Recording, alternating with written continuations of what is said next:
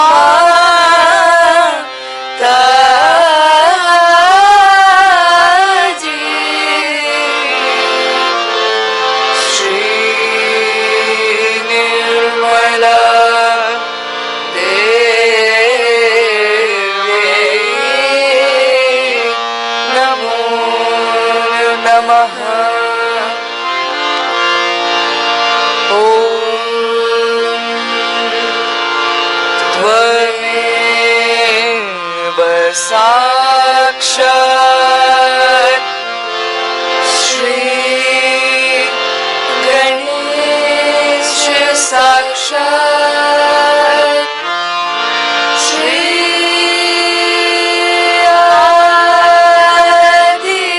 आदिशक्ति माताजी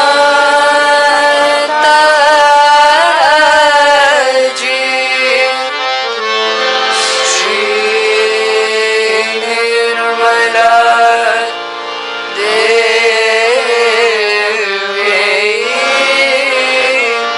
नमो नमः।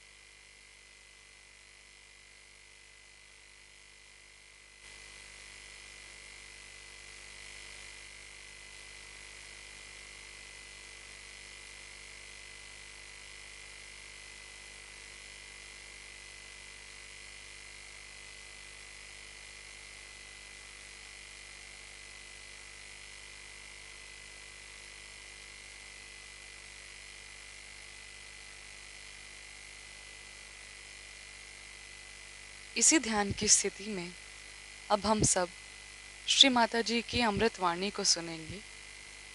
In this meditative state, let us now listen to Shri Mata Ji's Amritvani.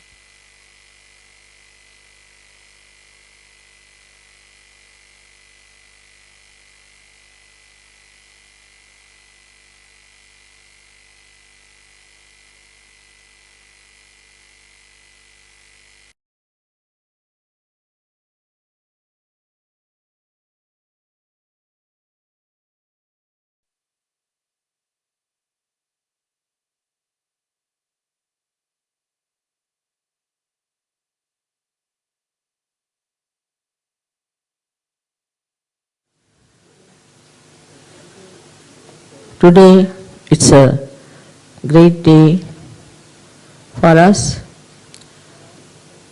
for all the Sahayogis, that on this day, I would say we are late by 1 day or 2 days.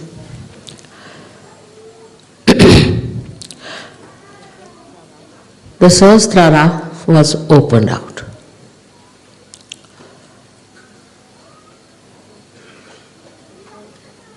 It was just a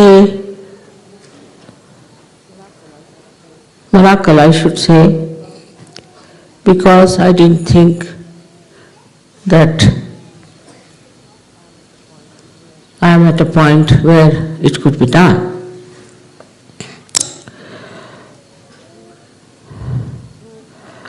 So I wanted to wait, but some things happened that made me think that it has to be open.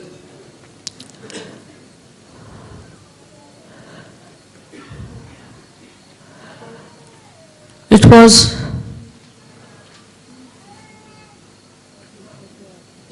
in such a situation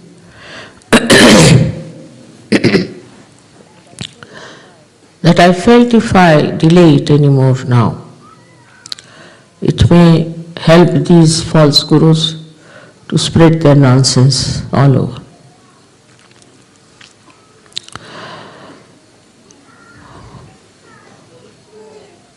This is just, I should say, is a sage way of doing things. Now 25 years have passed. You all have gathered during this time, and we have so many others who are not here, who have achieved so many things. But perhaps we are not aware as to what we have achieved in the real sense of the word. You've got your vibrations, you can feel this all-pervading power. You are, as they say, swimming in the ocean of joy. You are all enjoying the collectivity, and that you have transcended many of your limitations. All this has happened to you because it is your right to have it. I don't take any credit for it. Only thing, all the time I've been pointing it out to you, one thing, that now you have entered into the kingdom of God and enjoy yourself.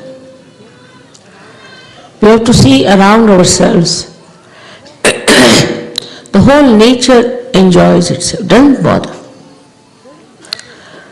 Doesn't bother about anything. They haven't got realization. They haven't felt the Param Chaitanya. But how is it they know that we have to enjoy? The flowers that come out for a short time and fade out. But as long as they live, they are very happy. They don't think of their past or of their future, but they enjoy the present. And in the present they enjoy what? Is that they are fragrant and giving fragrance to others. They are beautiful and they are soothing others. The whole nature is like that. If you look at the birds or anything that we call as natural, is all sort of in a meditative mood. All these hills and big mountains, they look as if they are witness to whatever has been happening. Now, we have to really first look back what we have achieved. That is important, because if you are climbing up on a hill, if you look back, you get a shock and you may fall down. So normally people say never look back. But a person who has earned some treasure, he again and again goes and counts it and finds out how much he has got, and every time he sees that, he enjoys.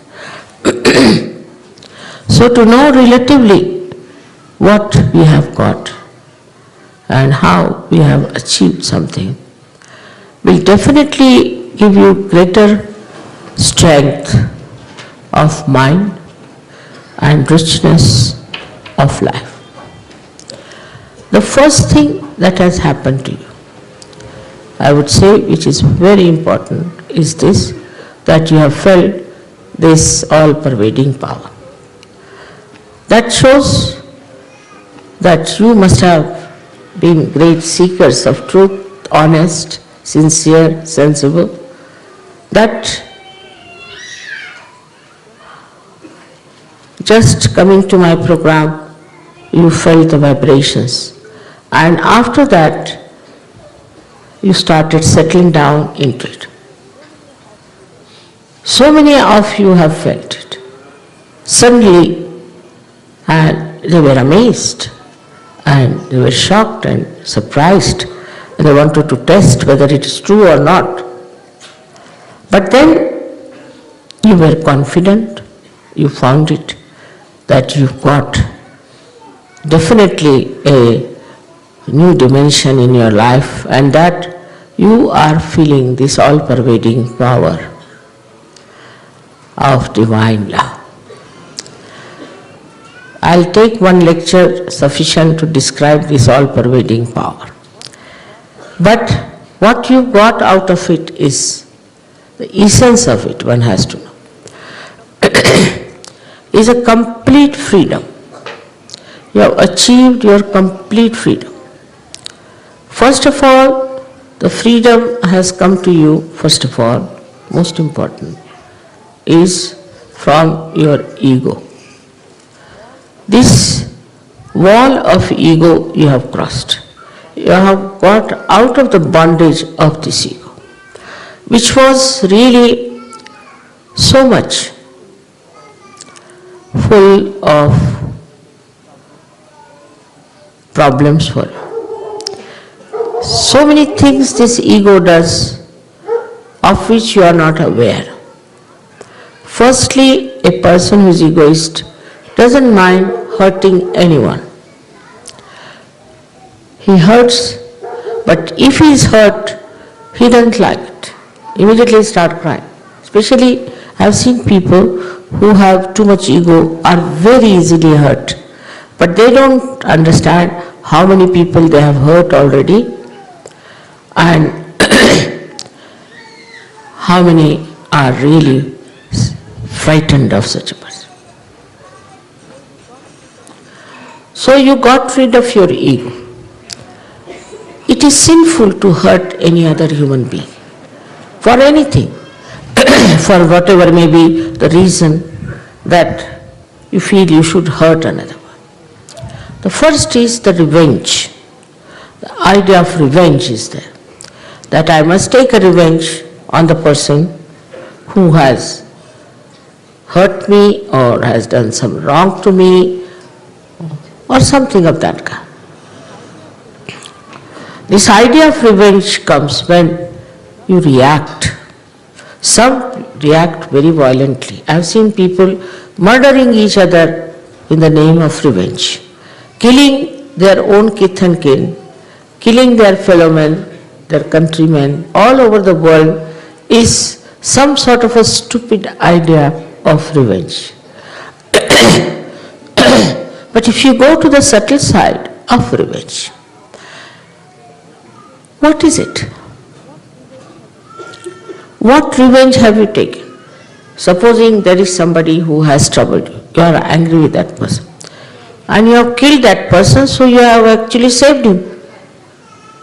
He won't have to suffer from guilty conscience, he won't have to do anything, it's just finished. What is the revenge is? The revenge should be only by which a person gets out of his idea of killing others. Like a sword never fights a sword, it fights the shield. In the same way,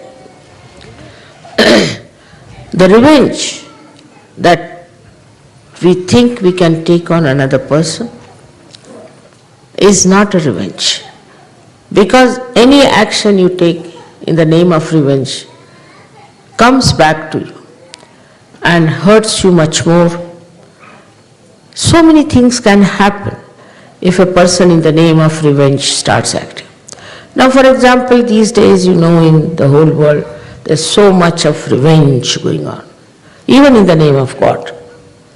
Taking revenge because certain people are following some religion, or they are doing something else that you are doing. Working out this kind of a revenge. What is happening is that you are just killing people, destroying them who do not even understand what sort of a revenge you are taking. People are putting bombs and putting all kinds of things. And by that, thousands of innocent people one is killing. So what kind of a revenge have you taken? They don't deserve any revenge. So this revenge, when it explodes, can destroy so many innocent people, and it will definitely react on you. You cannot get away with it. It's a very long process of this revenge. I have told you about Bermuda Triangle, what they say, that so many blacks were taken, slaves, and were drowned in that area. So their spirits, they are saying, are haunting on the people who are passing by, mostly the whites, and they just drowned them. So it's a very long process, and all that I need not discuss at this auspicious occasion, but I have to say that when we take revenge, every action has a reaction. So somehow you have got out of that idea of revenge. Just out of that idea. There's another thing, that if you don't take revenge and leave it to God, it acts. It acts. Not only that, but the divine power takes into its own control how to really give a good lesson to that person or to that community or to that kind of organization which is taking a revenge on you. You don't have to worry. I'll have to tell you that in these 25 years I've seen people have been extremely unkind to me. Many organizations, many so-called religions and all kinds of things have been after us. Media has been after us. Take the example of French media. They tried to trouble us so much and tried to bring bad name to us. Doesn't matter. The media people now, 3 of them who went to India are now under warrant, and if they go to India, they will be arrested. I didn't do anything. We didn't do anything. Secondly, the same media, the same newspapers are all bankrupt. You didn't do anything about it. You didn't go and say that they should become bankrupt. You didn't take any revenge. Why should we? Why should we take any revenge? Because we are not bothered as to what happens. We are not bothered as to what these people have done to us. But legally they are now involved in such a way that they are under warrant, and if they go to India, they will be arrested. And the whole of French government is with them. All of them are trying so much, but this punishment is on their head. In their lifetime, they didn't have to die or anything. In their lifetime, they have got it. So, you have got this special power that you don't have to take revenge, or you have to just forgive. Just forgive, and the forgiveness will look after the whole arrangement of how to bring the other person to its proper path. So, once you are out of this idea of revenge, you really feel very peaceful, extremely peaceful. Because this peace that you have within yourself is not unnatural, it's not mental, but it just happens to you. It's all right, so what? If they have said they have done anything wrong to us, why should we? So many things are there which I can tell you have worked out automatically. Now in Turkey, they told me that there is some boy who is from England, and he went and told the media something against Sahaj Yoga, and it was all published. but in the court he confessed that whatever I said was wrong. Nobody went and told him, nobody threatened him, nothing happened. So from your point of view, you must understand that you are not going to get into any mess of taking revenge of any kind, because you belong to the government of God. And this government is extremely alert, very genuine, and also extremely efficient. And as far as you are concerned, you are a citizen of that great kingdom. So what you have achieved is the citizenship of this great kingdom of God, where you should feel absolutely secured. The man who is secure is never afraid. Never afraid. So you have also got rid of your fear. Man is in the, I don't know why he is afraid of this and afraid of that, and worries about this and worries about that. It's something surprising how they worry about their health, worry about their family, their children, their house, all sorts of things. But Saj Yogis don't. They don't. We have no worry. It all works out. Why should we worry? That instrument of worry is over. It's finished, I think, is gone out of order. And what you are now in a state where you just have no time to worry, because you are enjoying yourself.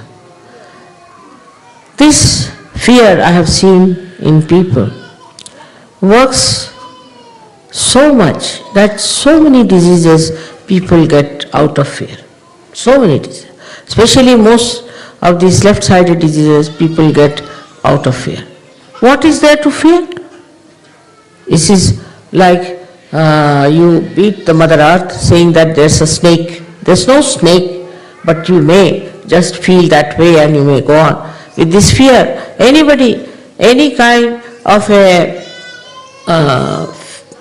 idea about a phantom or someone, or some sort of a big devil standing somewhere, it is all nonsense. For you, it doesn't exist.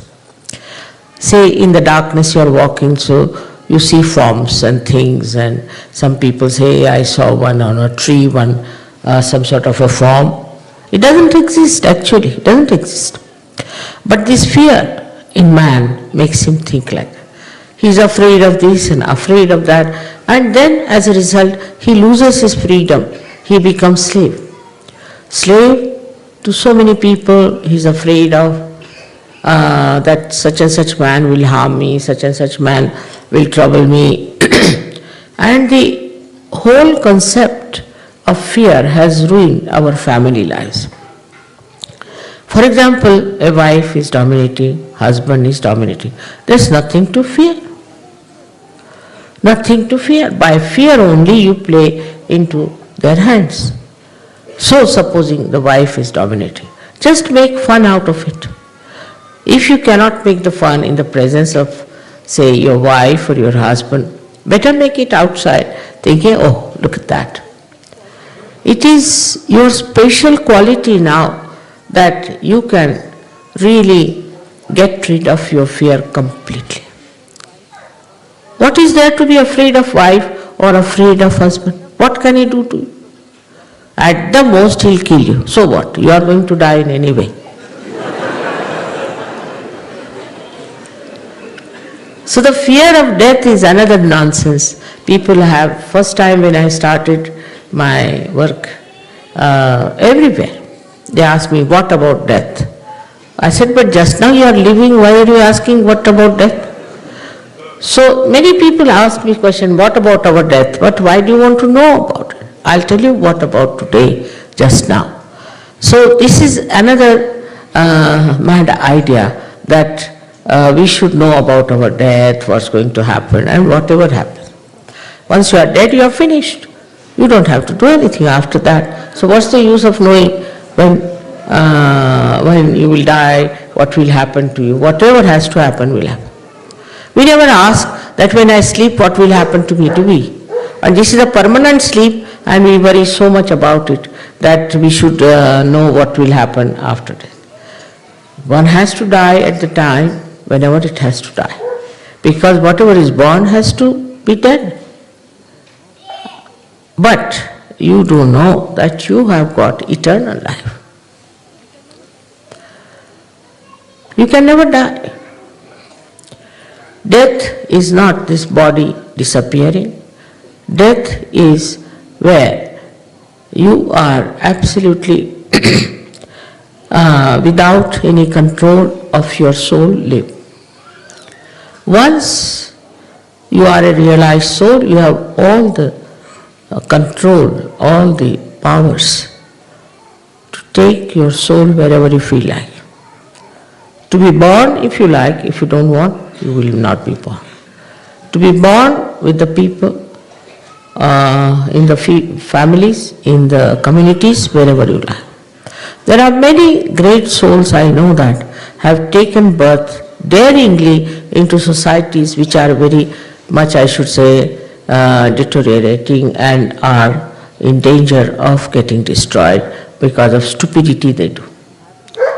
So this happening, that we are afraid of death, is absolutely absurd for such yogis.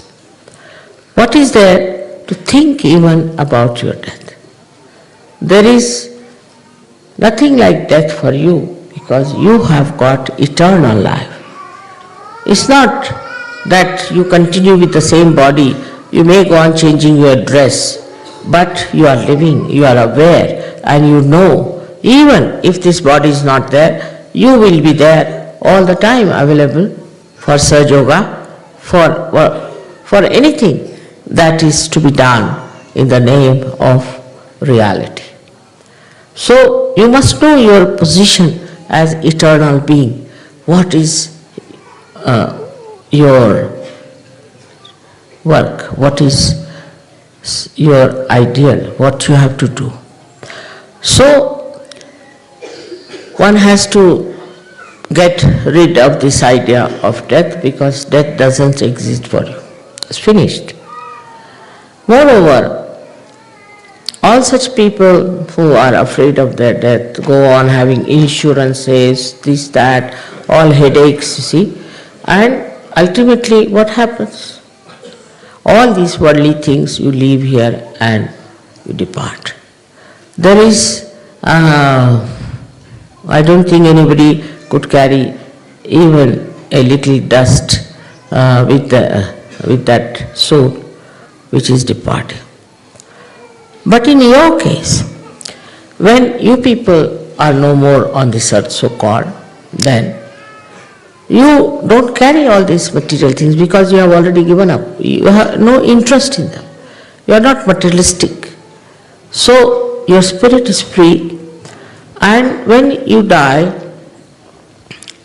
what happens to you is a very simple thing, that you feel very liberated, absolutely. And then you feel your freedom completely, and you can decide what you want to do. It's all under your own guidance, your own desire. Everything works out. You don't feel that you have come out of your body. And this is what should tell you that there should be no fear of death, but on the contrary, it should be welcomed. Because you will feel much more liberated, much more at ease. You don't have other problems that you have to in any case carry on in this world. So because of this body, now see, I have to take some medicines, I have to take vitamins, don't have to take anything. Don't need it. This body is finished is a very good idea. But it's so troublesome it is, you see. All the time, despite the fact you may say that, oh, I don't care for this body and all that, but this body won't leave you. This is the most sticky thing we have is our body.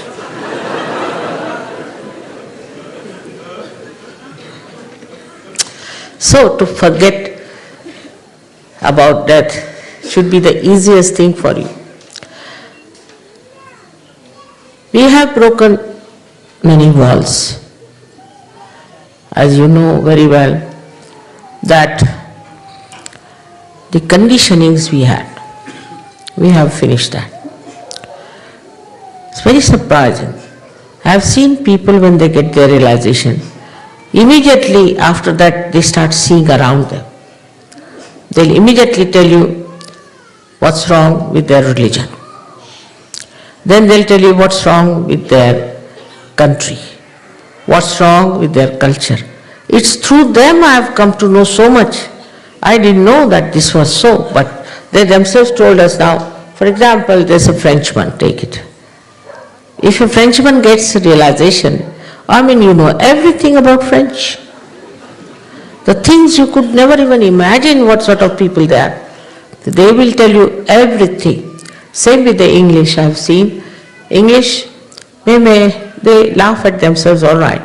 But actually when they become realized souls, you see, they give you a complete picture of English people. What sort of people are there, what's wrong with them, how they are egoistical, this, that. I was amazed. I never knew so many things which I came to know through Sahaj Yogis who got realization. Because they have seen all these things very thoroughly and very closely, and they knew what was it. Now when you become so clean, washed up, completely, your mind completely cleaned out from all kinds of conditionings, you see. You become like a mirror, beautiful mirror. And in that mirror one can see complete picture of the society in which you live, the complete picture of the government which rules you, everything. So clear cut. And it is absolute. It is not biased. For example, you ask somebody, then he will say, what is your politics? If I say my politics is, I have no politics. Say, what? You have no politics? How can you exist without politics? I have no politics. So they will go on asking questions to you which are very much unknown. But for a realized soul, it's just the other way around. He not only sees, but also shows and expresses very clearly. I've been amazed at the way people have been really so reflective of the society into which they live and the country which they represent. So the identification is lost. Complete identification is lost. You don't feel identified much. You just see what's wrong with that person. Then also another point is that you start seeing how you can help, what you should do, how you can work it out. And the importance of that becomes your main theme in life. Everybody I see yesterday, the way you brought all these flags and all that, behind that flag I could see all of you wanted that peace should prevail in those countries. They should get all the joy and beauty of Sahaj Yoga. It's what a feeling it is. It's not like yourself becoming Sahaj Yogis and sitting in the corner, no. They want to do it for that country about which they are not identified, but without identification, they have that deep feeling that they have to work out, correct it. It's a very different type of personality you develop. Normally, you see, if you say a word against somebody that see in your country, they do like this. Oh, what are you talking? What about your country? Immediately, they'll never accept. If you just try to even say one word against their country or their government, which may be the most rotten government, but no, stay, what? We are all right. That kind of stupid identification, which keeps you completely glued to that society. Like Some people will say, no, no, I have to go to the pub. I say, why? Why have to go to the pub? That's our society. That's our culture. We have to. We have to go to the pub, get drunk and fall down, all of us together. That's the sort of thing we are. We can't help it. You see, this is what it is. You tell anybody that why do you do this like this? What is the need to do? No, because I have to live in this society. After all, I belong to this society and I just can't do what I like. But when you get your realization, you can do what you like. You can do what you like because you only like that is righteous, that is good, that is constructive, that is helpful. So you can do whatever you like. After realization, there is no restriction for it. All these restrictions of don't, these really enslave you. I think it very much enslaves you. But after realization, you are such a free bird that nothing can enslave. For example, there are many preachers who preach you shouldn't drink, you should not smoke, take drugs, you should do this, you should do that. But it doesn't stop, it doesn't help. People struggle, try everything, ultimately they commit suicides. But they can't get rid of those habits. While now you are so powerful that nothing can stick to you. That's the purity of your character that has come up. It doesn't allow any nonsensical things to stick to you. I have heard of so many Sahajogis telling me how their eyes have steadied down, how they have become so righteous, how they have become so pure, and they can't understand. They said, Mother, is it your power, your purity you have given us, or it is our purity you have awakened? Of course yours, no doubt. All these things you have and you become aware of it. And thus you get absolutely misidentified, I should say, with all these nonsensical things, and you don't like it. You just don't like it, and you go on criticizing. I have been to all these countries also before, and I have met people who are very much identified, and diplomatically I was not supposed to say anything whatsoever that would make them feel that they are doing something wrong. But after Sahaja Yoga, the same people are telling us and making fun of the whole thing. For example, I've heard some Sahajogis talking to each other. He says, you see, in my country, this is so stupid thing going on. Another one said, nobody can beat mine. It's much worse. It's a very common competition among Sahajogis going on.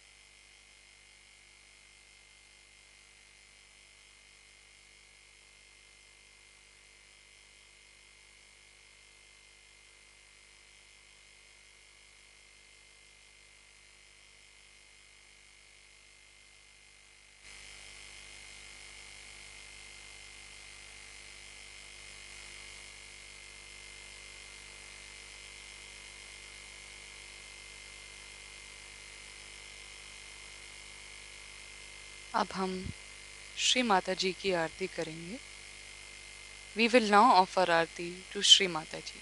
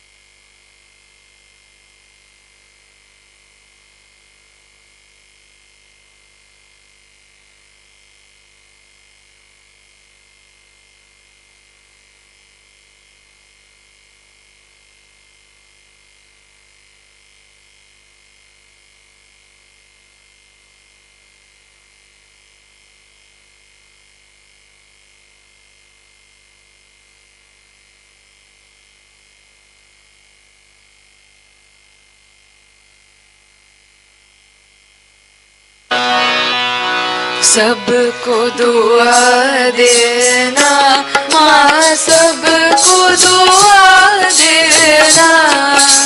जय निर्मल माता जी, जय निर्मल माता जी. दिल में सदा रहना माँ, सबको दुआ देना. सबको दुआ देना माँ, सबको दुआ देना. जय निर्मल माता जी, जय निर्मल माता जी. दिल में सदा रहना माँ, सबको दुआ देना. जग में संकट कारण कितने लिए अवतार माँ, कितने लिए अवतार. विश्व में तेरी महिमा, विश्व में तेरी महिमा. तू गंगा यमुना माँ, सबको दुआ देना. सबको दुआ देना माँ, सबको दुआ देना. जय निर्मल माता जी, जय निर्मल माता जी. दिल में सदा रहना माँ, सबको दुआ देना.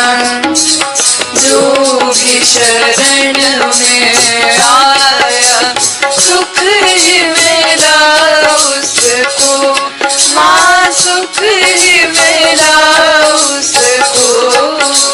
बैठ के दिल में ओ माँ, बैठ के दिल में ओ माँ. लौट के ना जाना माँ, सबको दुआ देना. सबको दुआ देना माँ, सबको दुआ देना. जय निर्मल माता जी, जय निर्मल माता जी. दिल में सदा रहना माँ, सबको दुआ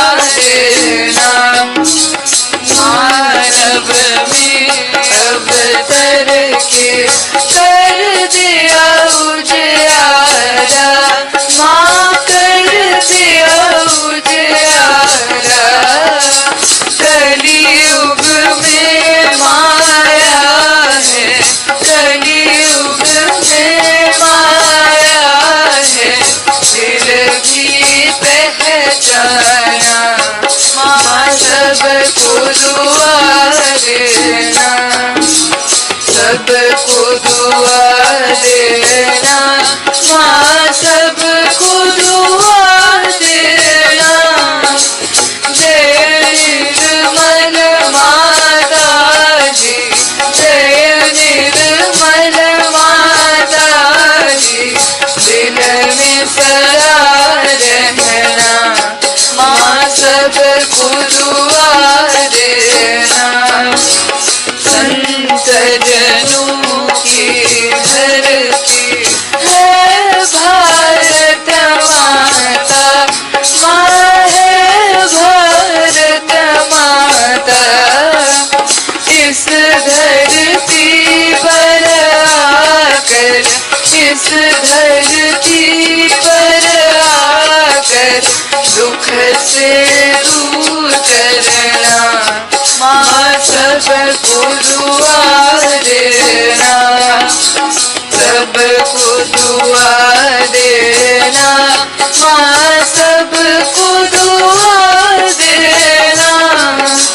जय निर्मल माता जी, जय निर्मल माता जी, दिल में सदा रहना, माँ सबको दुआ देना। जब दिल में आए तब मधुर संगीत सुन लो, माँ मधुर संगीत सुन लो। हो सके जो सेवा, हो सके जो सेवा हमसे करा देना, माँ सबको दुआ देना, सबको दुआ देना, माँ सबको दुआ देना। जय निर्मल माता जी, जय निर्मल माता जी, दिल में सदा रहना, माँ सबको दुआ देना, माँ सबको दुआ देना, माँ सबको दुआ देना।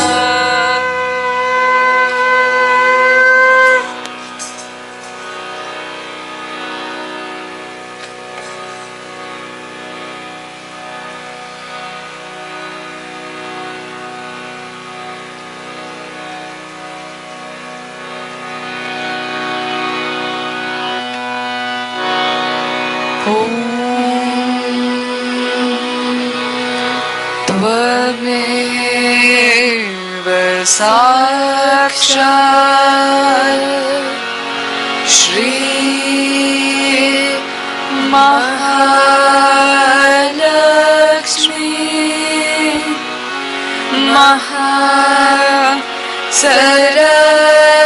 महासरस्वती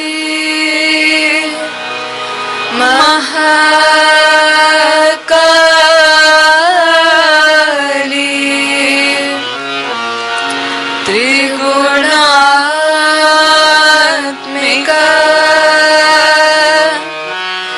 कुंडलिनी साक्षात्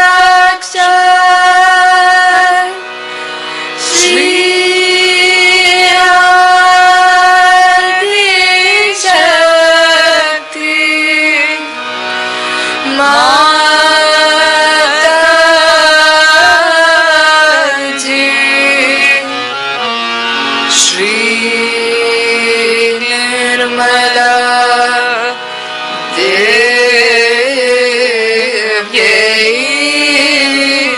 नमो नमः।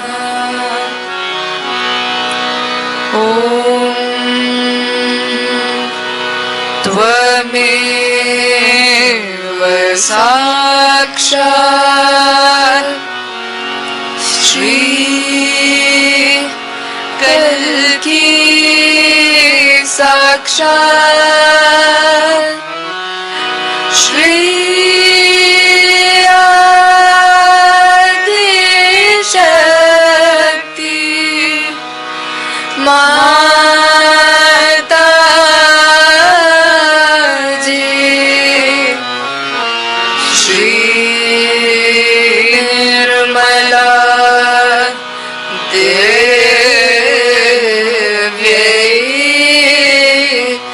नमो नमः। ॐ त्वमेव साक्षात् श्री कल्की साक्षात् श्री सहस्रार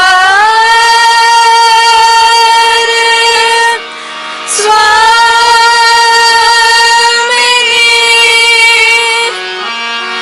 मोक्ष प्रदायिनी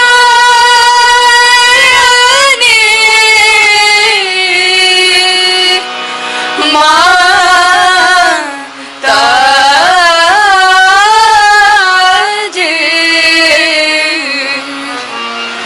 श्री निर्मला देव्यै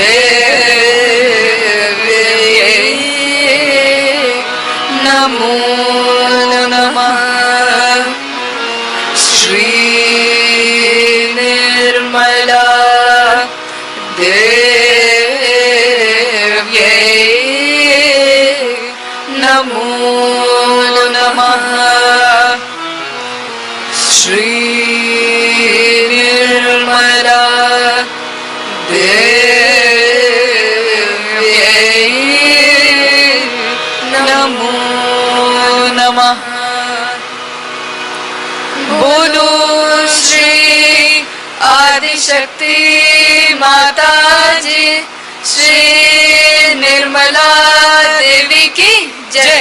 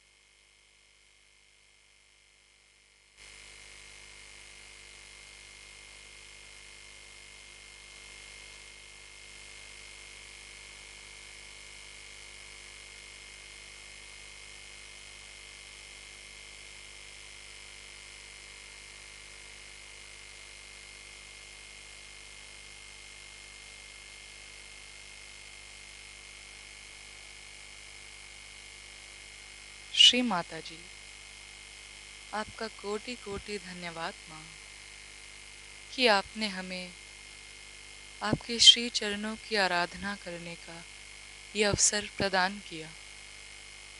thank you Shri Mata ji for giving us this chance to worship your holy lotus feet. जय श्री माता जी।